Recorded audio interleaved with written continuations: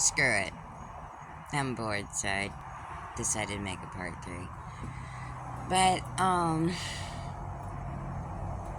I just know. Growing up, my mom used to use religion as a punishment in not good ways. And, that was traumatizing. So, and that was kind of in the lines of like what she was doing or saying. And it's a very extremely uncomfortable feeling when it's in your face all the time. And I didn't like it. There was no space. And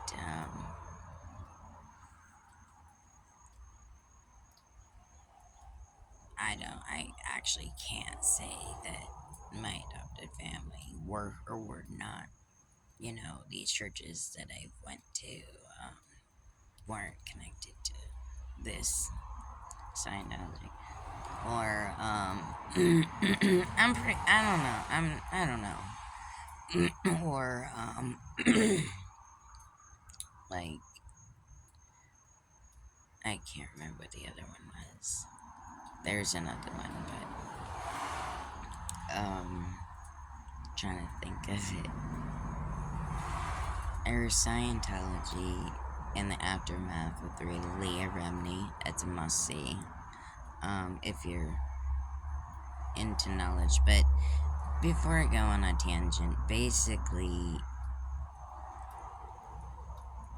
I feel so deeply that I'm in the mindset that we should be like training our brains like we're going to, not physically, but like we're going to war, because if we're not mentally prepared and mentally ready, and emotionally prepared and emotionally ready for anything, then what are we learning? Basically, you're like, okay, God's got me your whole life, right? This is the aspect I'm trying to get to, because I know I'm not very good at putting things in the words or coming off the way I'm trying to. That, like, maybe you are learning structure and tools and this and that, but what are the odds, trades, and, that's where I'm thinking, like, I feel that, like, everybody should try to be a jack of all trades and, learn as much as they can about as much as they can and just really train their brains to be extremely smart and wise and intuitive and, pick up on this or that, basically, because at the end of the day, it's going to save our ass, it's going to protect us, it's going to help us along the line, it could save our lives, and, or save us in dire situations, and we may not even know that it's going to do this, and you usually don't until, like, usually, like, the last minute, or, whatever, and then boom, something, happens where you're like, whew, you can breathe.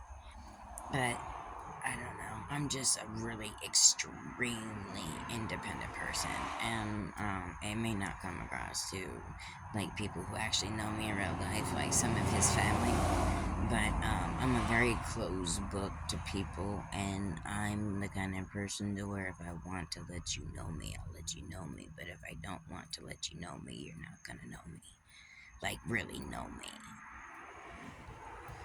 and that's just how I feel, and maybe it's a trauma response thing, maybe it's not, but I've always been like that, because I'm not going to go on a tangent because of this or that. I've done this before, and now I'm catching myself, because I'm not going back in that lane. Oh, I did this, no. New era, new year, new me. But, I just don't have the energy for certain people. And I told her in that voice clip, I said, this is why I like to say in my videos after I say you take that pear and shove it up your ass. You know, because I said this in the voice clip at the end. I said, this is why I put this in my videos. And I say this, that I'm not for everybody. Not everybody is for me. I said, you're one of those reasons. And then I blocked her. I blocked her on here, and I blocked her on Messenger. Now she has another account. I follow 2 of her accounts, and one of her accounts is not blocked. But that's okay, because she can watch my content, and she can message me, or she can say this, or that, and feel bad all she wants. But I'm not going to reply, because my energy is worth more than that. My time is worth more than that. And if you want to sit there and say, oh, God told me you're a bad influence on me, I'm not egotistical. I'm not into myself. I'm not in love with myself. But I love who the fuck I am. I love how the fuck I am. I love everything about myself. And I think I'm cool as fuck. So, yeah, maybe I can be a little street sometimes, but I'm just being me. I'm not gonna be something I'm not. I'm not gonna act some sort of way because I feel that I should let somebody be my handler of my life and control every aspect of my life and everything until the day I'm put down on the ground. And my aspect is I have one life to live, and my point is failure's not an option. 1, 2, I need to do what I need to do. I need to make my own mistakes. I need to learn from them. I need to, journey my own journey without somebody holding my hand every step of the way. And, part of me is kind of like, I'll go into the religion part, like, and then with that said, this sign down here at the freaking church, like, and I'm like, it says if you were to change your mindset a little way, then things will start to go into your favor a little more. And then I'm thinking in my head, and I'm like, I was born with all these things. And it was kind of like a Carrie situation. I would hide under my bed a lot of times because it scared the fuck out of me. I didn't know what was happening to me. I thought it was a freak, I was fucking scared of myself, dude. I was afraid to get mad. But, but I'm like, I got control of them now. The ones I can remember. But, in my head, I'm like, you gave me all this stuff. Oh, you made me born, and I've met him several times. I have. I'm like, you gave me all these things. You're like, oh, you can be one of my voices of reasons, and you can help people heal, and you can maybe change other people's mindsets to think in a more positive manner and stuff like that.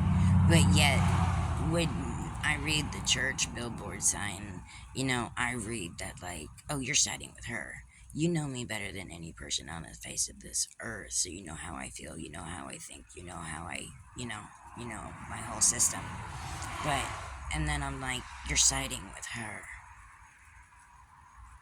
Like, I'm sitting here trying to change lives for the better, and to influence people, and to help people grow.